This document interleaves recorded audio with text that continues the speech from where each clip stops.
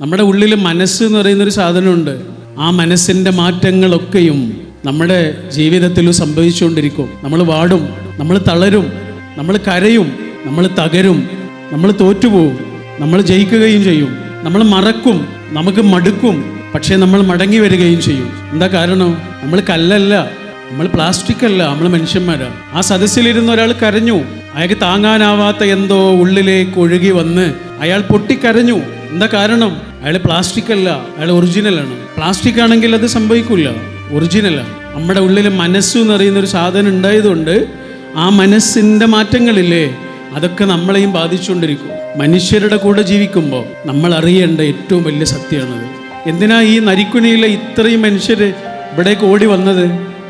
നിങ്ങൾ ഇവിടുന്ന് തിരിച്ചു പോകുമ്പോൾ ഒന്നും തരൂല്ല, നിങ്ങളുടെ കയ്യിലേക്ക് ഒന്നും തരൂല്ല, ഒരു ലാഭവും ഇല്ല.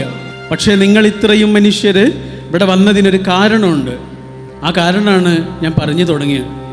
നമ്മളെക്കൊണ്ട് എന്തോ ഒരു ആവശ്യം നമ്മളെക്കാൾ ദുർബലരായ മനുഷ്യർക്കുണ്ട് എന്ന് കേട്ടറിഞ്ഞ് ഈ കുന്ന് കയറി വന്നവരാണ് എൻ്റെ മുന്നിലിരിക്കുന്ന ഈ പ്രദേശത്തുള്ള മനുഷ്യർ. നിങ്ങളെക്കൊണ്ട് എന്തോ ഒരു ആവശ്യമുണ്ട്. നമ്മളെക്കാൾ ദുർബലരായ മനുഷ്യർക്ക്, നമ്മളെക്കൊണ്ട് എന്തോ ഒരു ആവശ്യമുണ്ട്.